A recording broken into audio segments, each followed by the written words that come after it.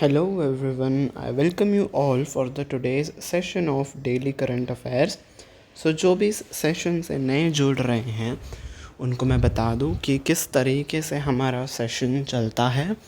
तो आपकी स्क्रीन के ऊपर एक क्वेश्चन आता है, हम उस क्वेश्चन को डिस्कस करते हैं और उसके रिगार्डिंग आपको ब्रीफ में मैं थोड़ी सी इन्फॉर्मेशन दे देता हूँ। ठीक है, तो पहला क्वेश्चन आपकी स्क्रीन पे है, what does the question says, who was the first news anchor on Telugu Doordarshan who recently passed away?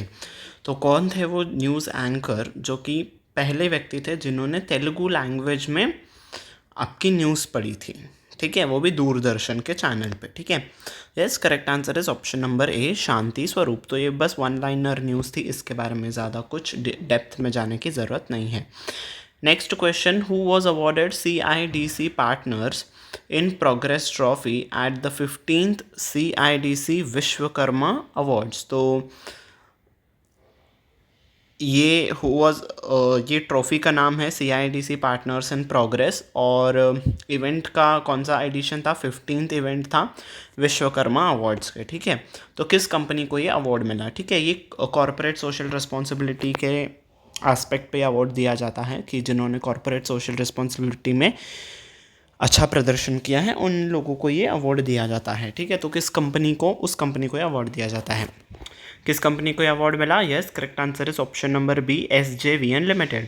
अब SJVN लिमिटेड क्या है? एक मिनी रत्न कैटेगरी 1 की कंपनी है। ठीक है, इतना याद रख लो, इस न्यूज़ में बहुत ज़्यादा है। ठीक है, next question, what is the primary object of कोटि गीता लेखन यज्ञ? अब कोटि गीता लेखन यज्ञ ये क्या है? आपका उडुपी में एक मठ है, तो उन्होंने ये डिसाइड किया है कि वो लोगों को कॉपीज़ डिस्ट्रीब्यूट करेंगे और फिर वो लोग उनमें भगवत गीता के वर्सेस लिखेंगे। तो ये 2 साल के कंप्लीशन के बाद जब लोग लिखेंगे गीता के वो वर्सेस, जब वो कंप्लीट हो जाएगा तब वो मठ में श्री कृष्ण जी को वो गीता अर्पण करेंगे। ठीक है, तो इसका ऑब्जेक्टिव क्या है इस यज्ञ का? कि yes, correct answer is option number D, to distribute copies of Bhagavad Gita to devotees, है ना। तो भगवत गीता के बारे में लोगों को अवेयरनेस क्रिएट हो, इस मोटिव से ये इनिशिएटिव लिया गया है। ठीक है, तो इस इनिशिएटिव में क्या किया जाएगा? भगवत गीता की कॉपीज़ डिस्ट्रीब्यूट किए जाएंगी और उनसे लिखवाया जाएगा। ठीक है, next, what is the current real GDP growth for the financial year 2024? Financial year 2024 के लिए रियल जीडीपी ग्रोथ क्या रहेगी? Option number B, 7%। ठीक है, तो 7% के दर से हमारी ग्रोथ रहेगी। ठीक है, और आगे भी ऐसा ही रहेगा, ऐसा फोरकास्ट किया गया है। ठीक है जी। Next question, to which historical period do the coins unearthed at the Phanigiri Buddhist site belong? तो फणिगिरी बुद्धिस्ट साइट पे जो कॉइन्स मिले हैं वो किस पीरियड से बिलोंग करते हैं? Yes, correct answer is Ikshvaku period. ठीक है, फणिगिरी आपका कहाँ पे आता है? आंध्र प्रदेश में आता है। ठीक है, ये आपका आंध्र प्रदेश में आता है और इक्ष्वाकु पीरियड से ये बिलोंग करता है उस ज़माने के। और ये जो कॉइन्स मिले हैं, कितने मिले हैं? 3730 अप्रॉक्सीमेटली, इतने ज़्यादा कॉइन्स मिले हैं। पूरा एक पॉट सा मिला है कॉइन्स का। और ये किस मटेरियल से बने हुए हैं? ये लेड से बने हुए हैं। ठीक है, तो यस, इतने ज़्यादा कॉइन्स अब मिले हैं और इसके ऊपर अब स्टडी की जाएगी। किसे मिले हैं? Archaeological survey of India, ASI को ये कॉइन्स मिले थे। ठीक है जी। नेक्स्ट क्वेश्चन क्या कहता है आपका? Next question, in April 2024, which country has officially launched its e-visa program for several countries including India?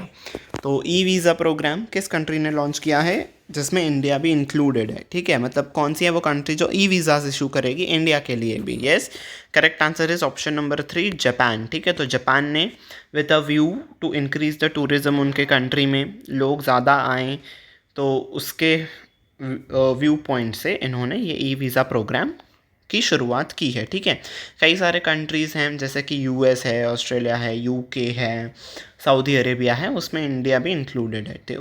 तो इन गिने चुने कंट्रीज़ को वीज़ा दिया जाएगा जो कि 90 डेज़ के लिए वैलिड रहेगा। ठीक है, तो yes, next question, Arnab Goswami has been appointed as the chief financial officer of which bank in April 24? तो अप्रैल 2024 में अर्नब गोस्वामी जी को किस बैंक का चीफ फाइनेंशियल ऑफिसर यानी कि CFO के तौर पे चुना गया है। Yes, correct answer is Punjab and Sind bank. ठीक है, ये वन लाइनर न्यूज़ है, बस आपको याद ही रखना है कि अर्नब गोस्वामी जी पंजाब एंड सिंध बैंक के चीफ फाइनेंशियल ऑफिसर के तौर पे नियुक्त किए गए हैं।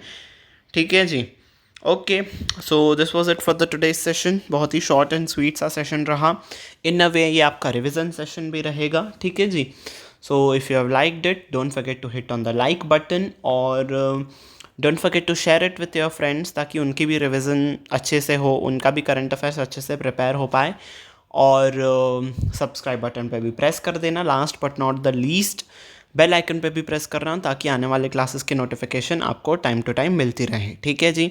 सो yes, this was it from my side for the day.